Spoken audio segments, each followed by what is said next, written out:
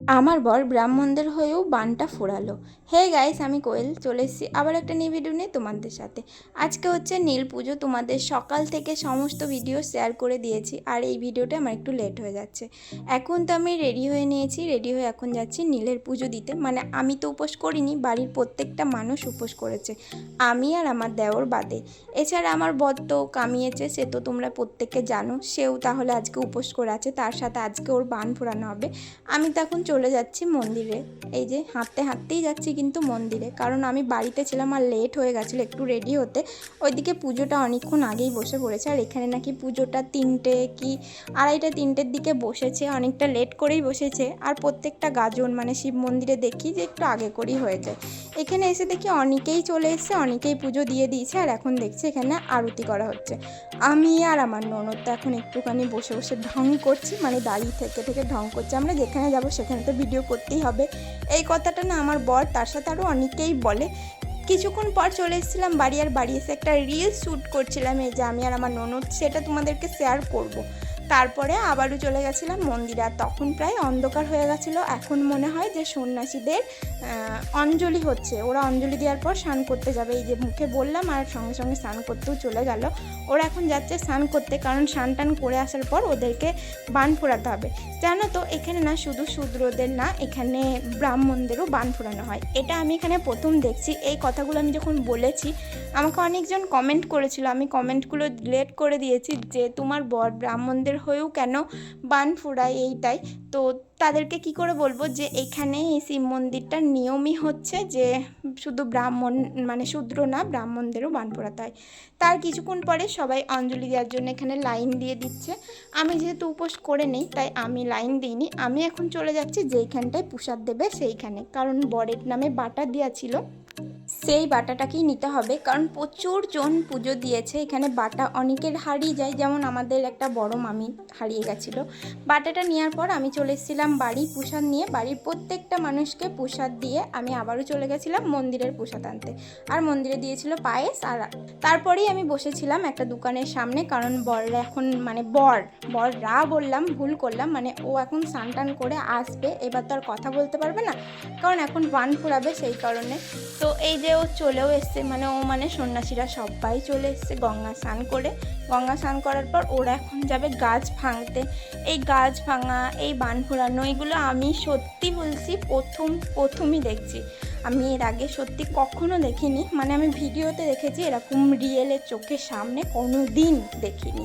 ওরা আসার পরই প্রণাম করে নিল, আর প্রণাম করে নিয়েই তারপর ওরা চলে যাচ্ছে একজনের বাড়িতে কুল গাছ ভাঙতে। কুল গাছ ভাঙতে হয় সেটা নাকি নিয়ম শুনেছি, বাট গাছটা নিয়ে কী করেছে সেটা না আমি দেখিনি, সেই সময়টায় আমি দেখতে পাইনি।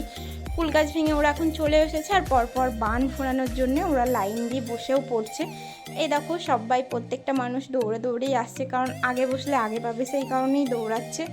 আর এখানে তখন কুল গাছটা নিয়ে এসে রাখা হচ্ছে, কোথায় রাখবে মানে মন্দিরের পেছনেই রাখবে হয়তো, আমি জানি না। আর প্রত্যেকটা মানুষ বান ফোড়ানোর জন্য এখানে প্রস্তুতি হয়ে গেছে, যে বান ফুরাবে সেও রেডি হয়ে গেছে, এখন বান ফুরাবে, চান জলটা ছিটানো হচ্ছে, তারপরেই বানটা ফুরাবে। চলো তোমরা দেখতে থাকো। এখানে না আমার একটুখানি খুবই কষ্ট লেগেছিলো, কষ্টটার কারণ হচ্ছে আমার বর বান ফুরাবে তো, আর আমি এই প্রথমবার কোনো কিছু দেখছি চোখের সামনে আমার বরকে আঘাত করতে, তাই একটুখানি খারাপ লাগছে। চলো বান ফোড়ানোটা তোমরা দেখে নাও, তারপরে আমি তোমাদেরকে আবার বাকি কথা শেয়ার করছি। আর তোমরা এখানে দেখো ভিডিওতে আমার বর আমাকে খুঁজছে যে আমি কোথায় আছি, ও চারিদিকে খুঁজে খুঁজে মানে খুঁজছে আমি আছি কি নেই, কিন্তু আমি ছিলাম ওর আড়ালে ছিলাম, আমি ওর সামনে থেকে ওকে দেখতে পারতাম না, তাই আড়ালে ছিলাম। চলো দেখে নাও, তারপরে বাকি কথা বলছি।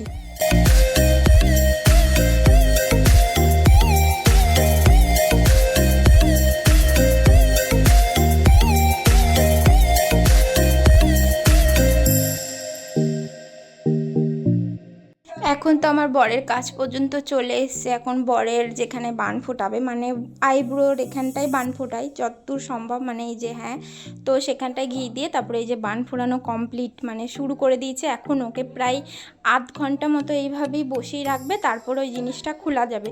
জানো তো এখানে না অনেকেই ছিল যাদের 10 থেকে 15 মিনিট পর খুলে দিয়েছিল, কারণ তাদের পাতাগুলো ছেঁড়া ছিল, আর ওই যে ঘিটা পড়ছিল না, ওই ঘিটা তাদের গায়ে পড়ছিল, পুড়ে যাচ্ছিল, তো সেই কারণে খুলে দিয়েছিল।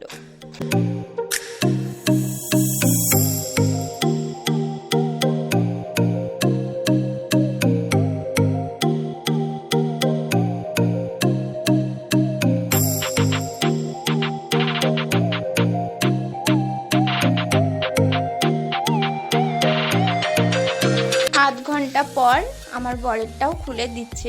ওরই প্রায় আধ ঘন্টা লেগেছে, মানে ঠিক মতো থেকেছে। তাছাড়া বাকি সব বাড়িরই সেরকমভাবে রাখা হয়নি। তারপর ওরা বান ফুরানোর পরেই ওরা একটু নাচ করে নিচ্ছিল, কারণ ওরা আবারও এখন যাবে স্নান করতে পুকুরে। স্নান টান করে আসার পর ওরা জল খাবে। আজকে তো আর ফল বা অন্য কিছু খেতে পারবে না, আজকে তো নির্জলা উপোস ছিল সকাল থেকে, শুধু রাতে জল বা শরবত এসব কিছু খেতে পারবে, যেহেতু দাঁতে কাটতে পারবে না। আর আমি চলে এসেছিলাম বাড়ি আসার পর দেখি আমার বরও চলে এসছে। আর আমার বর এসে তোমাদেরকে অনেক কথা বলছিল, কিন্তু বাইরে যেহেতু গান বাজছিল কপিরাইটিং পড়ে যাবে, তাই দিতে পারছি না। ও তোমাদেরকে এই কথাটাই বলছিল যে আমাদের যে বান পোড়ানো মেন যেই উপোসটা আজকে এখানেই শেষ হলো, কালকে চড়কলি সব শেষ। তারপর আমি তো খেতে বসে পড়েছিলাম, আজকে লুচি আর ছোলার ডাল হয়েছিল, সেটাই খাচ্ছিলাম। তো ভিডিওটাকে এখানে স্টপ করছি। ভালো লাগলে লাইক কমেন্ট শেয়ার করে দিও। দেখা হবে আবার তোমাদের সাথে আমার নিউ ভিডিওতে। ততদিন তোমরা ভালো থেকো, সুস্থ থেকো, টাটা।